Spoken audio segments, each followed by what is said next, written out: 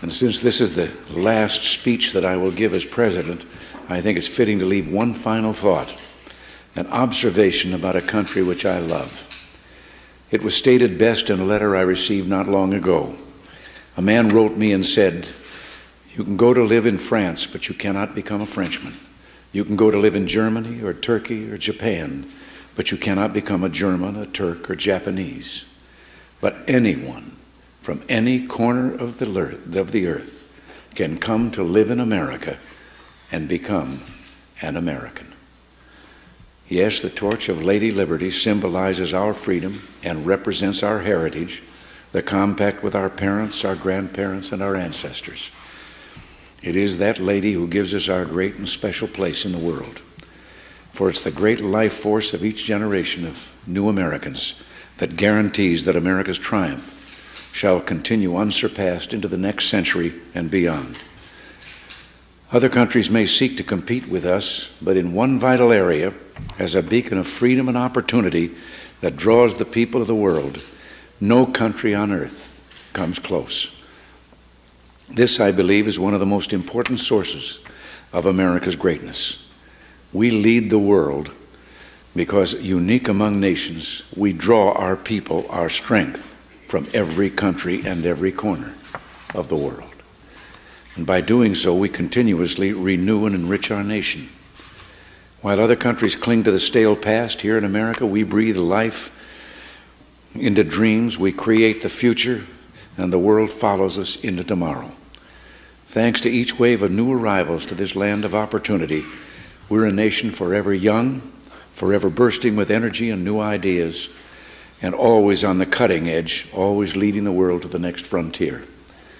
This quality is vital to our future as a nation. If we ever close the door to new Americans, our leadership in the world would soon be lost. A number of years ago, an American student traveling in Europe took an East German ship across the Baltic Sea. One of the ship's crew members from East Germany, a man in his 60s, struck up a conversation with the American student. After a while, the student asked the man how he had learned such good English, and the man explained that he had once lived in America. He said that for over a year he'd worked as a farmer in Oklahoma and California, that he'd planted tomatoes and picked ripe melons. It was, the man said, the happiest time of his life. Well, the student, who'd seen the awful conditions behind the Iron Curtain, blurted out the question, "Well, why did you ever leave?" "I had to," he said. "The war ended." The man had been in America as a German prisoner of war. Now, I don't tell this story to make the case for former POWs. Instead, I tell this story just to remind you of the magical, intoxicating power of America. We may sometimes forget it, but others do not. Even a man from a country at war with the United States, while held here as a prisoner, could fall in love with us.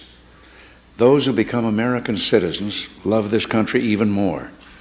And that's why the Statue of Liberty lifts her lamp to welcome them to the golden door.